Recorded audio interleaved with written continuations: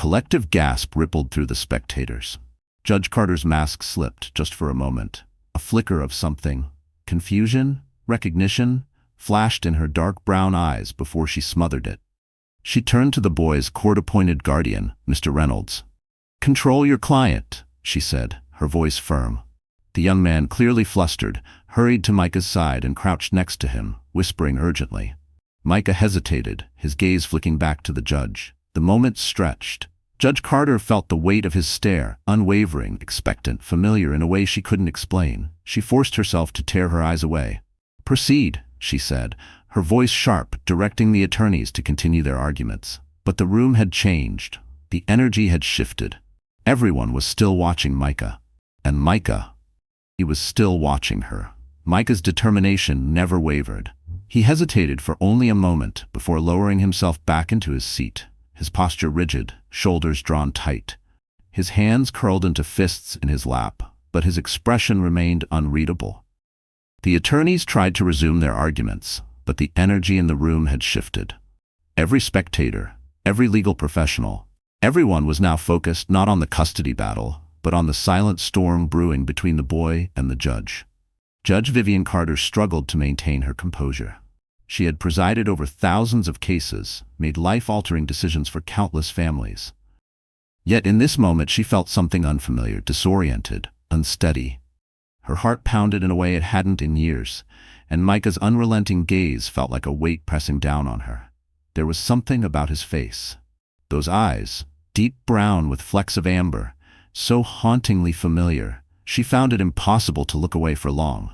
The proceedings continued, but her usual clarity was gone. When one of the attorneys requested a ruling on an evidentiary matter, she hesitated longer than usual, her mind ensnared in a whirlwind of questions. Was this a misunderstanding, a manipulation, or was there something buried in the boy's words, something real? Vivian stole another glance at Micah. He was sitting quietly now, but his eyes never left her. The intensity of his stare sent a shiver up her spine. This wasn't the desperate plea of a child grasping at any adult who showed kindness. It was something else, something deeper. She tried to refocus, but the past clawed its way back into her mind, unwelcome yet relentless. She had seen those eyes before, but not in this courtroom, not here, not now. A memory surfaced. She was 20 years old again, a sophomore at a small college in Durham, North Carolina. She was balancing night classes, a part-time job at a diner, and an uncertain future. Life had been difficult then, but she had dreams, ambitions. And then, him. The boy she loved but couldn't depend on. The whispered disapproval of her family, the grueling weeks of indecision, of loneliness, of feeling trapped between what she wanted and what she knew was right. She remembered the cold hospital room, the way her hands trembled as she signed the papers, the finality of it. She had promised herself she wouldn't look back. Vivian felt a lump rise in her throat as the memories came rushing back, unbidden and overwhelming. No, she forced the thought down. It wasn't possible. The adoption had been closed, the records sealed. Hadn't they? Your Honor? A sharp voice pulled her back to the present. Vivian blinked, her mind sluggish to realign with the moment. The objection is sustained, she said, her voice steadier than she felt. The attorneys nodded and continued, but she barely heard them. Her focus kept drifting back to Micah. The set of his jaw, the way his chin lifted defiantly, it all felt painfully familiar. She forced herself to remain neutral, to maintain the facade of control. But inside, she was unraveling. Could it be possible? Micah Brooks, this boy who had just turned her world inside out, could he be? No, it was absurd. And yet, the resemblance, the way he looked at her, the undeniable pull in her chest, she couldn't ignore it. She stole another glance at him. Micah didn't look scared, he didn't look unsure. He looked like someone who knew exactly what he was saying. Vivian turned sharply toward the court-appointed guardian. "Mr. Reynolds," she said, her tone clipped. "A word in my chambers, now." The young man's brows furrowed, but he nodded and rose from his seat. Vivian cast one last glance at Micah before pushing back from the bench and disappearing through the side door. Her hands trembled slightly as she reached her desk. She inhaled deeply, pressing her fingers against her temples. Seconds later, the door opened, and Mr. Reynolds stepped inside, looking wary. "Your Honor?" Vivian steadied herself. I need clarification on this case, she said, keeping her voice even. Specifically, the adoption records. Reynolds hesitated. I don't have access to sealed records, ma'am. Then find someone who does. Her tone was firm, but not unkind. I want every document associated with Micah Brooks' adoption. A flicker of unease crossed Reynolds' face. May I ask why? Vivian hesitated, choosing her words carefully. Because, she said, her voice quieter now, I need to know the truth. Reynolds studied her for a long moment, then nodded. I'll see what I can do. As he turned to leave, Vivian called after him. One more thing? He paused. Make it quick. Reynolds nodded again and slipped out the door. Alone now, Vivian exhaled slowly, leaning against her desk. The truth. She wasn't sure she was ready for it, but something told her. Micah already knew. Vivian Carter sat at her desk, staring at the framed certificate on the wall. Her name, bold and confident, was etched onto it, proof of the life she had built, the reputation she had spent years perfecting. Yet at this moment, it all felt fragile. She closed her eyes. Outside in that courtroom, a boy sat waiting. A boy with eyes that mirrored her own. A boy who had called her mom. The past wasn't content to stay buried. It had clawed its way back into her life, demanding to be acknowledged. She forced herself to stand. I need to focus. Vivian walked back into the courtroom, her heels clicking against the tile floor. She took her seat, her face impassive, her hands steady. The attorneys were back in their places. The courtroom settled, but still thick with tension. But she felt his eyes on her. Micah sat in his chair, gripping the edges as if the floor beneath him might disappear. He looked calm, but Vivian could see it. The barely restrained storm inside him. He had changed everything with just a few words, and now, all they could do was wait for the fallout. Vivian turned to the attorneys. We will proceed. One of the lawyers cleared his throat, clearly rattled from before. Your Honor, I said we will proceed, she repeated. Her tone was even, but there was an unmistakable sharpness behind it. The lawyer hesitated, then nodded. The proceedings resumed, but she wasn't listening. She watched Micah instead. Something about the way he sat, the way he held himself, stirred a memory deep inside her. She had been watching him too, years ago, a much smaller version of him, wrapped in a hospital blanket. His tiny fingers curled around hers, his breathing soft and steady as she held him for the first time, and the last. She had been 20, alone, scared. The world had told her she had no choice, that if she loved him, she would let him go. So she had. She had signed the papers, walked away, sworn never to look back, yet here he was, and he had found her. Vivian gripped the edge of her bench, steadying herself. Micah glanced up at her. Their eyes met. She saw something there. Hope. And it terrified her. Your Honor. A voice broke through her thoughts. It was Mr. Reynolds, Micah's guardian. He stood now, looking uncertain. If I may request a short recess, he said carefully. I believe there are matters that need to be discussed privately. The attorneys exchanged looks, sensing something unspoken between the judge and the boy. Vivian hesitated. Her instinct was to deny the request, to keep her distance, to maintain control. But wasn't that what she had done before, and hadn't it led them here? She exhaled slowly. Recess granted. She stood, stepping down from the bench. Micah stood too. For a moment, neither of them moved. Then, without a word, she turned and walked toward the door to her chambers. A beat later, she heard small, hesitant footsteps following behind her. Inside her office, the air was heavy.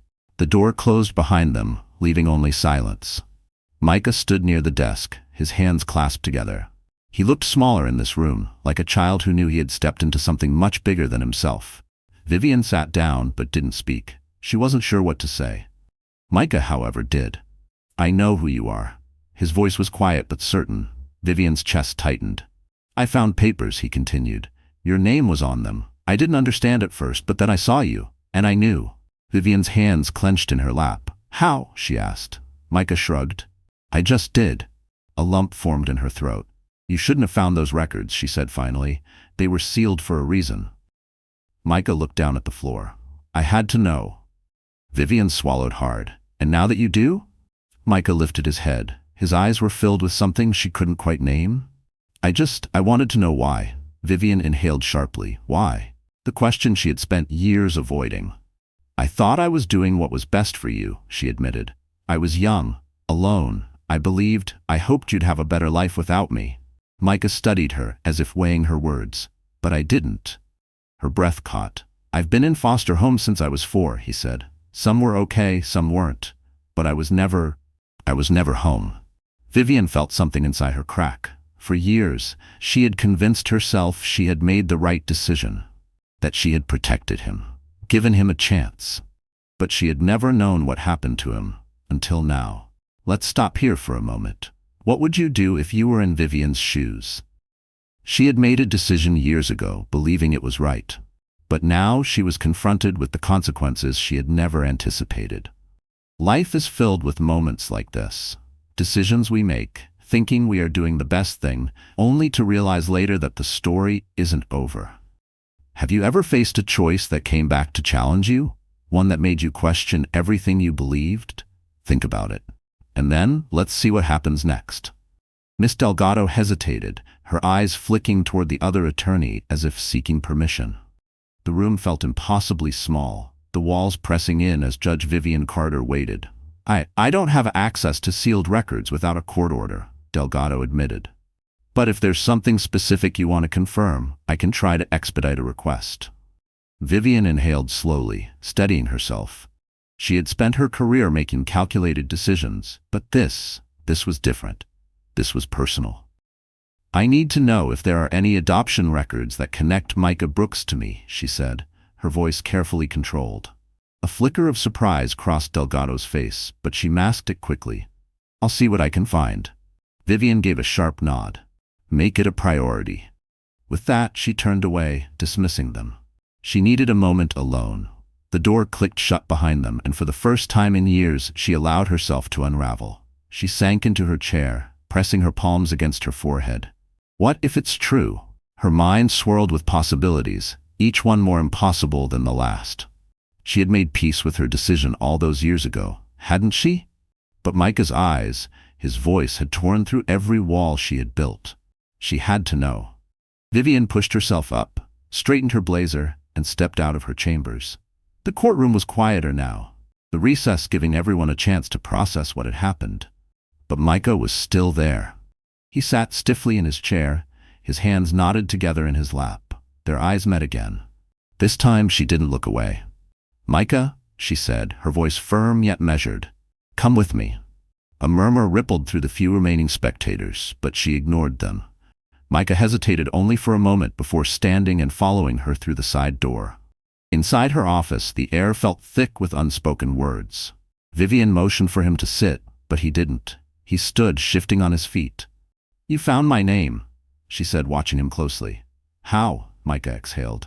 "I overheard my caseworker mention it. I started asking questions, looking through files when no one was watching." He glanced at her as if gauging her reaction. "I needed to know." Vivian folded her arms, leaning against her desk. "And now that you do?" Micah's throat bobbed. "I don't know," he admitted. I thought maybe if I found you it would make sense." His voice wavered. "That I would make sense." Something inside Vivian cracked. For years, she had told herself that she had done what was best for him, that she had given him a better life. But what if she hadn't? She took a slow breath. "I don't know what you want me to say, Micah." His hands clenched into fists. "Tell me why," he said, his voice rising, emotions finally breaking through. "Why did you give me up?" Vivian's chest tightened. She had spent decades burying that answer, but now here he was, demanding it. She swallowed. "I was young, alone. I didn't think I could give you the life you deserved." Micah's jaw tightened. "And did you ever think about me? Did you ever wonder what happened to me?" Her breath caught. "Every single day." But she had locked that truth away. Vivian's hands curled into the fabric of her blazer. "Yes," she admitted. "I thought about you, but I had to believe I did the right thing." Micah let out a hollow laugh, shaking his head. "Then why doesn't it feel like it?" Silence stretched between them. Vivian wanted to offer him something, anything, that would ease the weight of this moment, but there was no easy answer. Finally, she exhaled. "I don't know." Micah blinked, as if surprised by her honesty. For the first time, she let the weight of it settle between them. "I don't know," she repeated, softer this time. Micah lowered himself into the chair across from her, his shoulders slumping. "What happens now?" he asked quietly. Vivian hesitated. She had spent her entire career making decisions for other people, but this wasn't just another case. This was her son, and for the first time, she had no idea what to do. Miss Delgado returned that evening with a thin folder in her hands. Vivian opened it with steady fingers. And there it was, her own name, signed in ink, forever binding her to the boy sitting just outside her door. The past she had tried to leave behind was no longer just a memory. It was real. And now she had to face it. The courtroom was utterly silent, save for the quiet sniffles of a boy who had finally found what he had been searching for. Micah Brooks, small yet unbreakable, stood in the center of it all, his arms wrapped tightly around the woman he had once thought was just a stranger in a black robe. Vivian Carter held him just as tightly, feeling the weight of years, of choices, regrets, and unanswered questions pressing against her chest. She had spent decades mastering the art of control, but in this moment, there was nothing to control. No legal precedent, no courtroom procedure could dictate what happened next. Micah was her son, and she had nearly lost him forever. She pulled back just enough to look at him, her hands trembling as they cupped his face. "I'm so sorry," she whispered, her voice breaking. Micah shook his head, tears still streaming down his cheeks. I just wanted to know why." Vivian inhaled shakily, brushing a tear from his cheek. "I thought I was doing the right thing. I thought I was giving you a better life." He swallowed hard. "I didn't want a better life, I just wanted you." A fresh wave of guilt surged through her, sharp and unrelenting. She had convinced herself that she had done what was best for him, that letting go had been an act of love. But love wasn't supposed to leave a child feeling unwanted. Micah had spent his life searching for a place to belong, and all along, she had been right here. Vivian straightened, her fingers tightening around his shoulders. "I can't change the past, Micah," she said, voice steadier now. "But if you let me, I want to be part of your future." He searched her face, his expression unreadable for a moment. Then, with a small nod, he whispered, "Okay." She pulled him into another embrace, and for the first time in years, she felt like she could breathe. The legal battles were inevitable. Vivian knew she couldn't preside over Micah's case. Her connection to him made that impossible. Another judge was assigned, and a long, complicated process began. There were discussions about his current foster placement, about his well-being, about whether it was truly in his best interest to be reunited with his birth mother after so many years. Some argued that Micah should stay with the Daniels, the only stable home he had known in years. Others questioned whether it was fair to uproot him after all he had been through. Vivian understood their concerns, but she wasn't giving up. She met with his social workers, spoke with his caseworkers, and most importantly, spent time with Micah. At first, their conversations were hesitant, cautious. Micah had built walls of his own, and Vivian knew she had to earn her place in his life. So she listened. She listened as he told her about the different foster homes, about the families who had come and gone, about the times he had convinced himself he wasn't worth keeping. Every word cut deep. And with each passing day, Vivian became more certain of one thing: she would fight for him. The final hearing arrived faster than she had expected. Vivian sat in the gallery, her hands clasped together as she waited for the judge to deliver his ruling. She had never felt so powerless in a courtroom before. Micah sat beside her, his small fingers wrapped around hers. Mr. and Mrs. Daniels were present as well. They had grown fond of Micah, and while they had initially considered adopting him, they had come to a difficult realization. They cared about him deeply, but they weren't his family, and they never would be. The judge cleared his throat, glancing over the gathered individuals before delivering his decision. Based on the evidence presented and in consideration of Micah Brooks' wishes, I find that he will be placed under the custody of his biological mother, Judge Vivian Carter, pending a transitional period. Vivian exhaled sharply, her vision blurring. She had won. But more importantly, Micah had won. She turned to him, heart pounding. "Is this what you want?" she asked softly. Micah nodded, his grip tightening around her hand. "Yes." She gathered him in her arms, her tears falling freely. This time, she wasn't letting go. The road ahead wasn't easy. Adjusting to life together after so many years apart was a challenge. Micah was used to uncertainty, to never settling in one place for too long. Trusting that he wasn't going to be abandoned again took time. There were difficult conversations, painful moments of doubt, but there was also healing. They learned each other's habits, their quirks. Vivian discovered that Micah loved to draw, filling sketchbooks with images of places he wished he had been. Micah learned that Vivian, despite her strict demeanor, had a quiet sense of humor and a habit of humming while she cooked. Day by day, piece by piece, they built something real. A family. One afternoon, months after the final ruling, Micah sat at the kitchen table, his pencil gliding over a fresh page of his sketchbook. Vivian watched from across the room, her heart swelling as she realized what he was drawing. It wasn't a landscape. It wasn't a dream of a distant place. It was them. A simple drawing, just a boy and his mother. Together. He looked up at her, a small tentative smile on his face. She crossed the room, pressing a gentle kiss to the top of his head, and for the first time in both their lives, they weren't searching anymore. They had found home. Dear friend, some stories are meant to be told, not just for the sake of the characters, but for the hearts that need to hear them.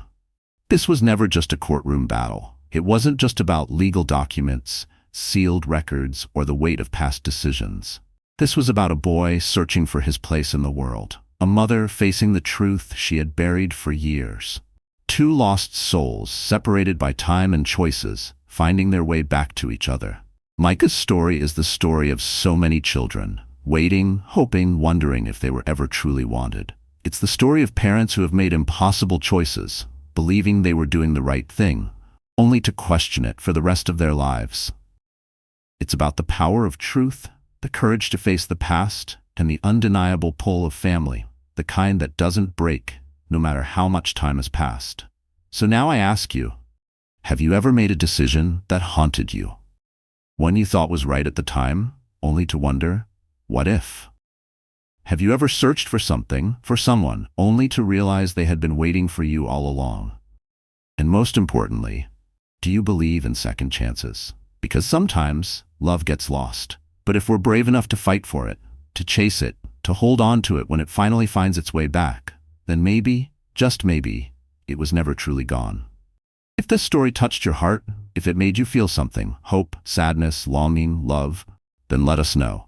Share your thoughts. And if you believe in stories that remind us of the power of family, forgiveness, and resilience, make sure to subscribe, because these are the stories that matter.